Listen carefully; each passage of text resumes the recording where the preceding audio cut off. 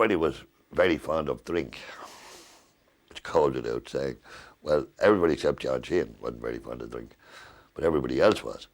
And I mean, in those days, you know the way it was in Ireland in those days, there were two types of people. There was people who, when they suddenly get a few bob, they eat up, you know, squid it away, the readies, you know, or else they say, ah, well, might be all gone tomorrow, you know.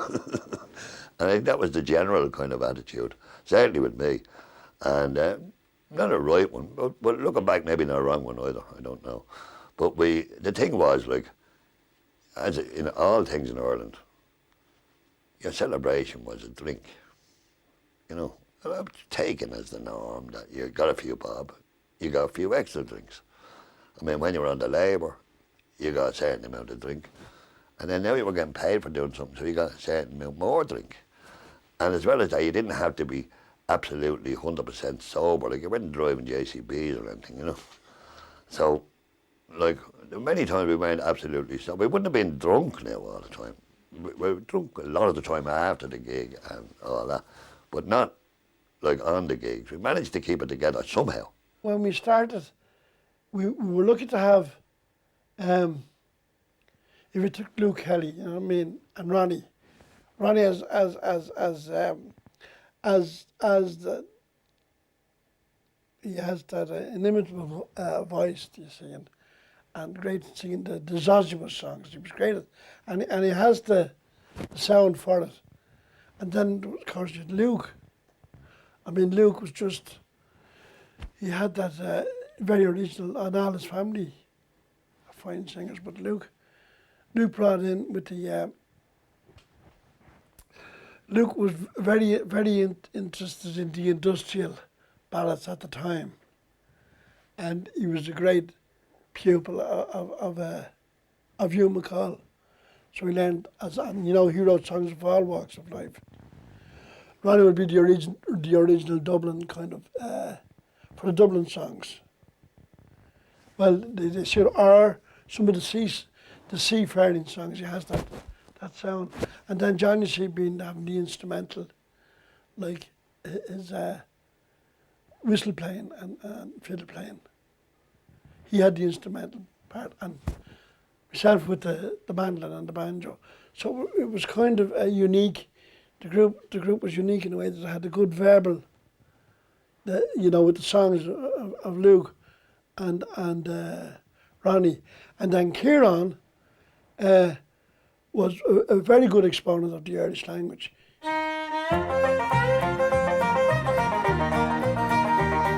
It kind of sneaked up on us, you know. Like, you know the way I told you the first gig we got in the hotel, right? And a week later somebody else asked us, and then we did another one. And then it started to come regularly, you know, these requests for us to play in various places. And then, of course, when we got in the top 20 in 1967 with Seven Drunken Nights, which, funnily enough, that song was given to me by Joe Heaney, as he was then known. Everybody knew him as Joe Heaney, but he's now better known as Joseph Heaney. And Joe gave me that song in O'Donoghue's pub. And I never regarded it as a good song, I mean, or a bad song. It was just a whimsical kind of a song, you know. Never a bit of crack to sing, but no great sort of profundity or this is a great message or anything like that. It was just a bit of crack. I thought it was a bit of a funny song, but I didn't think it was a great song, but it is in a way, except it was banned. Did Ronnie tell you about how it got banned and that? It was banned by, you know, the legions and the government. There was a couple of bishops gave out about it at that time, and there was nothing in it because it's associated. Like, we don't do that in Ireland and go out drinking every night and all this kind of rubbish, you know. Getting on to the top of the pops in 1967, I didn't regard it as any reflection of our talent, really. I mean, it was good and it was great to get on it, you know, but it proved to me that you don't have to have a good song for Top of the Pops. It depends on your marketing. We had a manager at the time, Phil Solomons, and he had a good cash register brain, I think, and he somehow saw the commercial potential in the song. And he said to us after he listened to it, he said, that's going to be your single. And we were kind of looking at each other saying, what does he mean, a single? Seven Drunken Nights, a single? But he was right, it was plugged to death on Radio Caroline, and eventually people started buying it and it got into the charts. From that we were heard in Holland and Germany and Denmark and all. Then we started going to all these places, Holland and Germany. And I really believe that we opened up the continent of Europe, you know, like Germany, and for other musicians. Not saying that we were the best, but we opened it up for other people.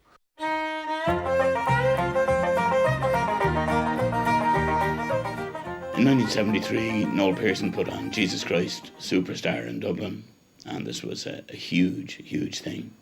I played the part of Peter, and the part of Herod, it's a cameo part, was played by Luke Kelly. During the run of the show, Kieran Burke of the Dubliners got ill, and Luke, with John's sort of say-so, came to me and asked me would I make up the numbers until Kieran got better, type of thing. But nobody realised how sick Kieran was and that he wasn't actually going to get better. And so I said okay, and we joined. I joined, and then Ronnie Drew decided to go solo.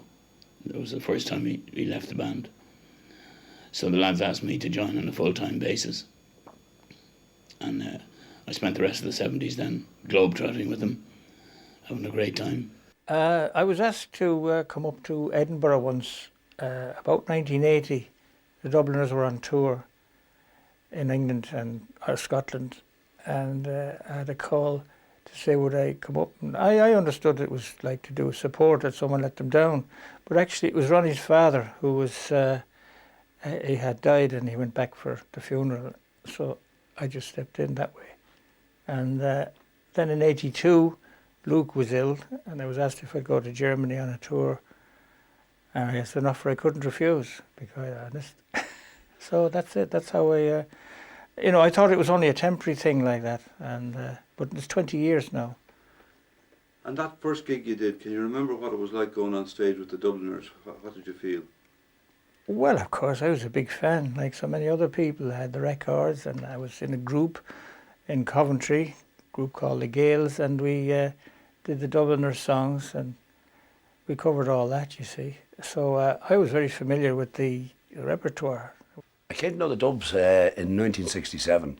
I was playing with Dermot O'Brien, the clubman, and he had a hit in Ireland with the Merry Ploughboy, and the Dubs were managed by Phil Solomons, and they got this idea, tour, Dermot O'Brien and the Dubliners, England, concert tour, and I got to know the lads then, and we became very friendly, especially John and Barney, and we used to stay up all night. They were teaching me Irish music, and I was trying to show them a few chords, and we just continued on over the years. And then I used to meet Luke in a pub of all places called Sheehan's in Chatham Street, and over the years, as I say, we just kept up the friendship, and then occasionally they'd ring me and say, listen, we're playing here, you're free, will you do a gig with us? People have often asked me what it was like stepping into Ronnie's shoes or whatever. I never felt like that, because Ronnie is a unique voice, and there's nobody could step in or take over from him. So I felt I was going into Dubliners on my own steam, basically, not taking over from anybody. Or,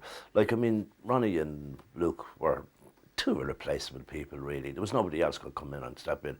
So I basically went in on my own steam and my own merits. I wasn't effectively thinking of, I am taking Ronnie Drew's place. That never occurred to me, because I don't think anybody could, least of all me.